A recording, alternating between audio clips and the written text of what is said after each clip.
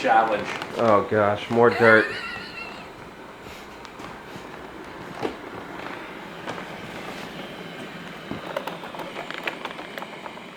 As it attacks the Roomba. Oh my God! They both. Oh, it's set up. We got robot wars. It's trying to kill the Killing Roombas. He's like, bring back my charger. Oh no. Roomba versus Narwal. Who will win? Oh no, the wire's. The wire's caught. Let's help it. Let's help it. How did it do that? It just turned on the Roomba. He's like, I'll show you.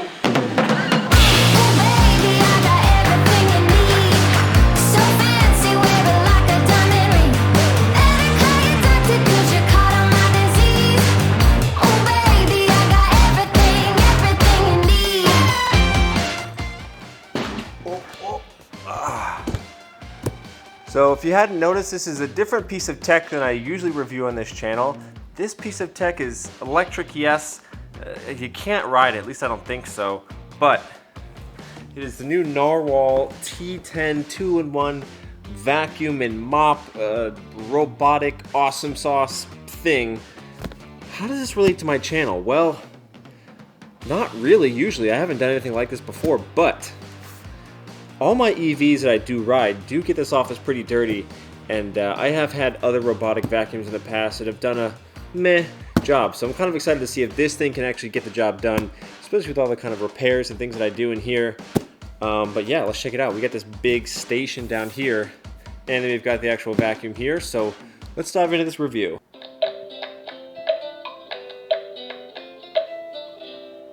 The robot is starting up. Please use when the white indicator light keeps on. So if you have no patience for setting up little Wi-Fi connections and data downloads and all that kind of stuff, maybe get someone else in your household who's okay with dealing with the tediousness of this, because this is probably not going to be, you know, the most exciting experience, and it might be a little frustrating at times. Like, it's already failed once. Okay, so now it's connected. It says, "Good afternoon, Mickey." There we go. So we're connected. Short press to pause and resume. Long press to exit. Long press to create map. Returning home. Oh, this is killer. Whoa.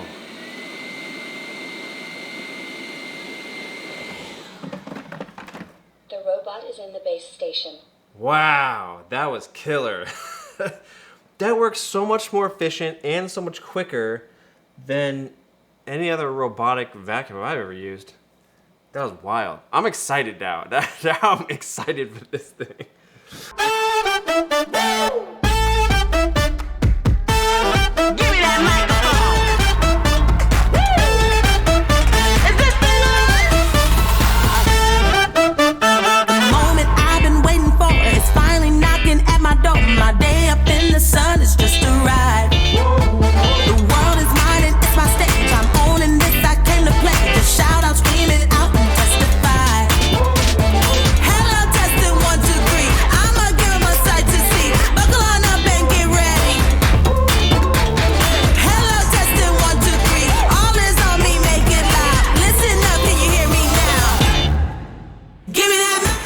I've got a lot of chairs in here, and I've got this like table over here that it has to find its way around.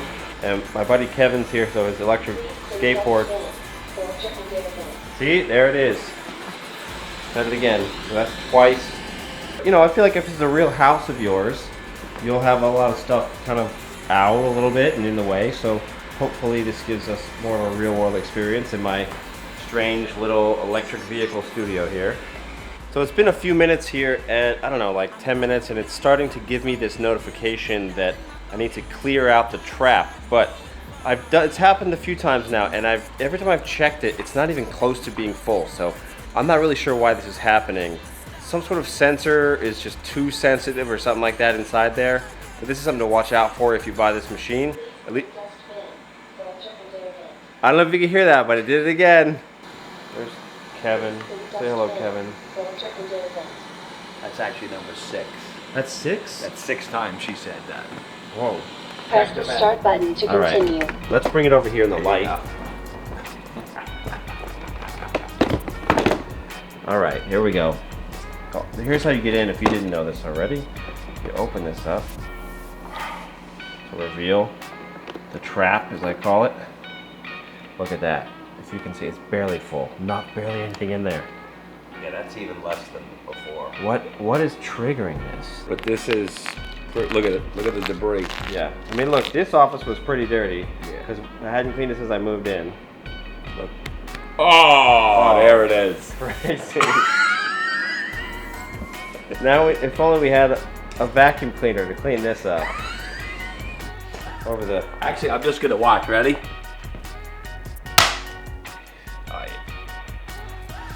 So it's the sensor is probably because of suction. It's like a car air filter. So it's clean now. Quite the mess. I'll take this plastic out. I'll take these strands out because that could be a little problematic. I think that was from the other vacuum. All right, well, we'll see. We'll give it a... That's kind of big. Yeah, we'll give it a little. Garbage. Probably not a good idea to clean, throw it away, then bring it back out again. But this is not a professional vacuum review, and it's just me as a dumb EV nerd reviewing an electric vacuum. This is what you're gonna get. No, it always never wants to go straight. It likes to do a little breakdance move. Do a little 360. Oh, well, here we go. We're going right at it. Let's see. Oh, took a hard right, but it did get it all. Everything in its path, it did grab it. I mean, come on, I lady. think it really wants to make a right-hand turn. I think it's got a right-hand turn bias. It's definitely not NASCAR. Oh, no. It's obsessed. It leans right. It's a fan of Fox News. There's no politics in this video, Kevin. No politics. This is all about electric vacuums. I mean, we have all the dirt here. Come on, can't you? I thought you were a smart vacuum. You gotta pick her up. Cool. Make a right-hand turn, Oh, lady. she's going for the whole pile. Did it get it? Everything. Hey! Everything. Great job. So look, if you got a lot of dirt and you have this beast in power mode, which if I didn't say this earlier, you need it in power mode. Don't mess with the not power mode, by the way. Right down in this right-hand corner, hopefully we can show it here. It's got power mode going. Seems to be handling it pretty well at this point. Another challenge. Oh gosh, more dirt.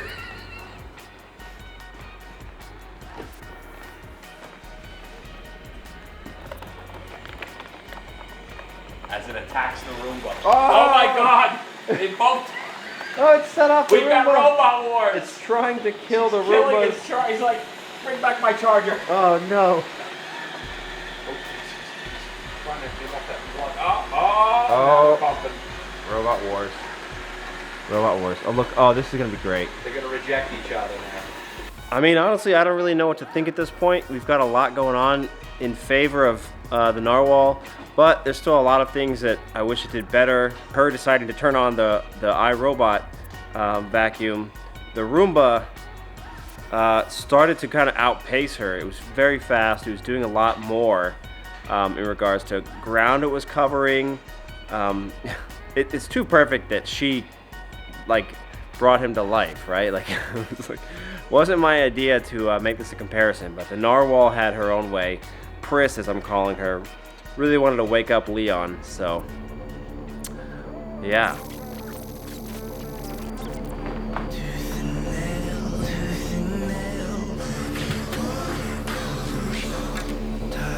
I don't know what shape this is, but it's funny.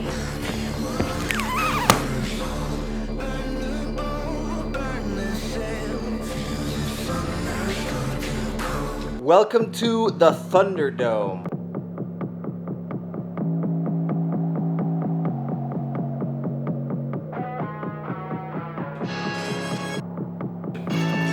Here's what I'm thinking. 16 ounces of the finest Parmesan cheese. Challenge accepted. I feel dangerous.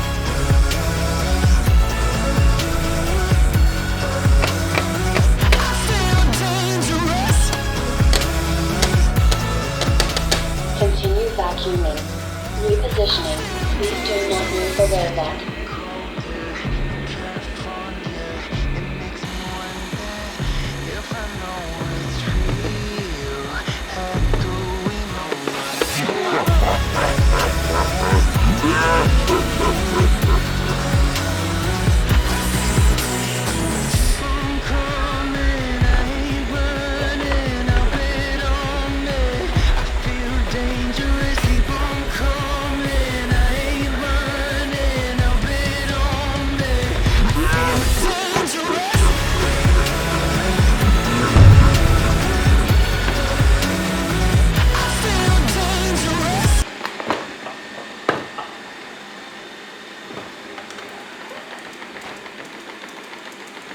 So I think we've had enough fun here playing with the vacuum portion.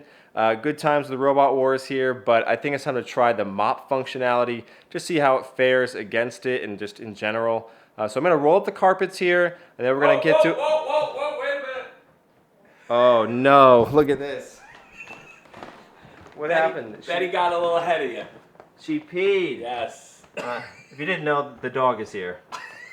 Oh man. Well, I guess this is perfect timing. Hey, Betty. The guilty face. Oh gosh. All right, so I guess we're gonna really have to try out the mop function on this. All right, so when you open this up, you can see the wastewater tank, which is this clear one, and then you have the clean water tank, which is the blue one. Which nice is when you need to get rid of it here, and then inside here, just all kind of stores up, I guess. And I think this little thing is what tells you when the water is full. You have the clean water, which I have filled already, and you can fill it with this nice cap here. So you just unscrew this and you just put it under your sink. Bada bing. All right, so I moved it out here so we can kind of see. This is the little dryer sheet looking detergent thing you throw in. So maybe we can capture it dissolving, but there's fresh water in there. You just drop it in and let it sink. And then you can kind of see it'll start dissolving, I guess. I might give it a shake because I'm a nut job. Look at that. That's it. It's all broken apart. So we've got the mop heads here, which if you didn't see them already, they're these little I mean, nothing more to see but this. But you basically have to take this off and install these. It's very easy. It's just magnetic. You just pull back on this and it's out. Done. Take this guy, you shove it down in. There you go. This guy, do the same. And now they're Switch to mopping mode. Please restart the task. sick. Love it. All right, let's put this back over there. The robot is moving back. Oh, here we go. Please clear the space Here, let's behind. move this out of the way. All right, here we go. Here's the maiden mop. Go, go, do your thing. The moment I've been waiting for is finally knocking at my door. My day up in the sun is just a ride. The world is mine and it's my stage. I'm owning this, I came to play. Just shout out, scream it out and testify. Hello, testing 1, 2, 3. I'ma give 'em a sight to see. Buckle on up and get ready. Hello, testing 1, 2, 3. All is on me, make it loud. Listen up, can you hear me now? Give me that mic, now's the time. Get up, get loud, and show 'em what I'm about. Give me that mic, I'm coming alive. Ain't no stopping when I'm in the zone. So after all these crazy tests, let's talk about the realities of the Narwal T10. So for the vacuum, I feel like it's about a 7 out of 10. You know, I do have that other vacuum from that other brand. You know, I think that one does a little bit better job. However, it still, you know, picks up the dirt. I mean, I think I've kind of figured out throughout the thing that like the normal speed, I wouldn't mess with it. Just put it on the high-powered speed all the time. Make sure you set up your scheduling. Make sure it's all set up with all your parameters so it remembers it. And I think the noise level of it isn't that bad either. I think like the vacuum itself is much quieter, like by an order of magnitude, than the Roomba that I had before. I think the mapping function it has, which you kind of have to get going, you know, before you start vacuuming or mopping, is really great. It's really intuitive. You know, it's got LiDAR in the front, so it really maps out what the room is like. It doesn't have to just like bump into things to figure it out. I think if you have a larger open space, like, you know, my studio is kind of small, but if, you know, if you're doing like your living room or your dining room or your kitchen or whatever, and it's got some larger open spaces, that's when the thing sort of really opens up and shines on the vacuum and the mopping section, where it just kind of starts doing that pattern back and forth. So that's really great. So let's move on to the mop. I think the mop is amazing. I think it's like a 9.5 out of 10. I think it does a really good job. If we're comparing me mopping my studio with like an actual mop and all that jazz versus this thing, I'd say it's right up there with that. I mean, if you have some dirtier spots that would need some scrubbing, no matter how you were doing this, of course, you just have to scrub those by hand anyways, so it's not going to tackle that. It's not going to be harsh. I think it gives the right amount of water. You know, it's not too wet when it's done. I did end up using the more like wet functionality. I think the middle of the road regular function, as far as like wetness goes, was okay. But when I put it on the highest wetness function, it worked really well. And then of course you have this self-cleaning aspect. So aside from the fact that you have to just swap the vacuum head for the mop heads, not a big deal, it takes like 2 seconds. But you know, that is something that you have to do. If we're talking about something that's supposed to be completely self-sufficient here, I mean, yeah, you are gonna have to swap the heads and then of course clean out the tanks. So you have the clean tank and the dirty tank. But yeah, that whole big tank will last you quite a while. And I've set through the scheduling of this thing just how many times it'll go around, so you can set all those up for yourself. But I set it to do like 3 rounds and it did a really great job. It kind of goes back and forth when it thinks it's dirty, so it doesn't do like the full floor and then come back and call that round 1. Like it goes out and back multiple times, like maybe like 10 times per round, because it's cleaning the heads. So I wouldn't say this is saving time, but you don't actually have to mop yourself, so it is saving you time because you don't have to be here for it. And in fact, the mopping function seems to be even less hands-off than the vacuuming function, considering that, yeah, the vacuum, like, there's a certain amount, right? Like, the catch gets full and that's it. And so there's sort of a limit to how much you can do. With this, you're just limited by the water amount, and it's quite a lot. So, you know, I'm really glad it's a large tank. That's for a reason. So that large tank gives you a lot of time and space to really mop your entire floor. I think accidentally pairing it up against the Roomba, which was sort of not intentional, but it kind of just happened and we just rolled with it, kind of gives me a good perspective. It's like, okay, this Roomba is about half the price, and then this Narwal is double the price roughly, but you get double the functionality. I get a mop with it too.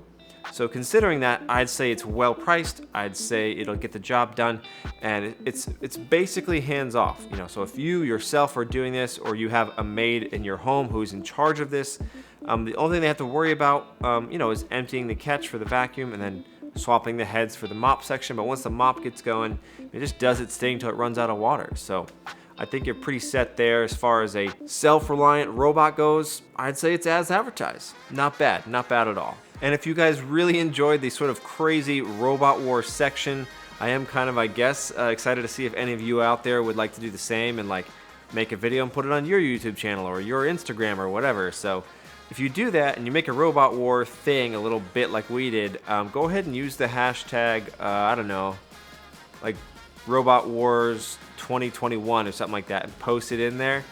And then tag me as well. You can tag me on Instagram or here on YouTube. On Instagram, this is my handle here.